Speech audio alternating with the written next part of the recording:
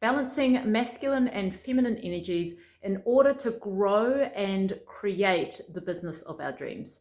Aloha, beautiful adventurers. I hope that you are having a fabulous day wherever you are. Today, let's talk about balancing these two energies in your business so that you can create really easy business growth. Now, when I first started my entrepreneurial journey, I was such a doer. Like, I was very much in my masculine. And although there were parts of my life where I flowed with those soul tugs and those heart spaces, when I got down to business, I was down to business.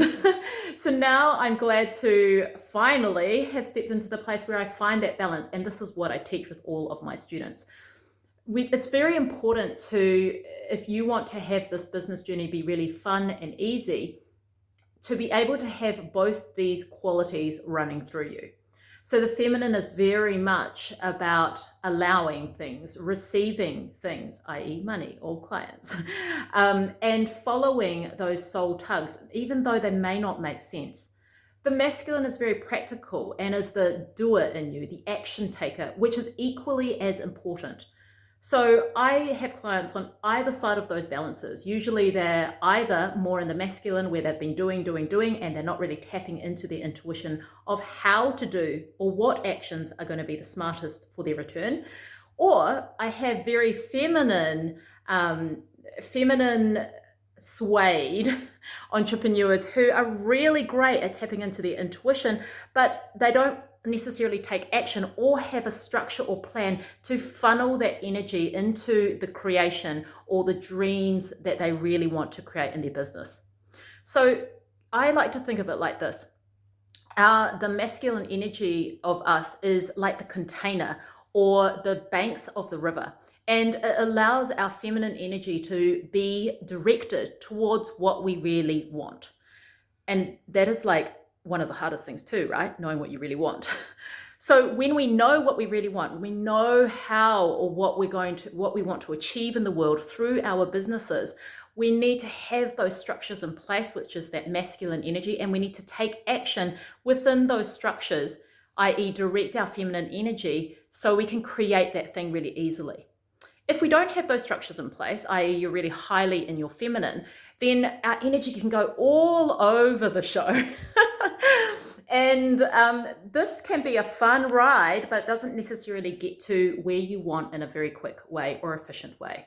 And I pick up a lot of clients who are just exhausted because they've been working in the feminine and it has worked on and off, but because it's not directed in a way that is held by the masculine, they're kind of tired because they're not getting quite what they want in the time that they want. And as I said, some people have their structures so rigid that there's no room for the intuitive feminine to come in. And equally, they are exhausted because they're doing, and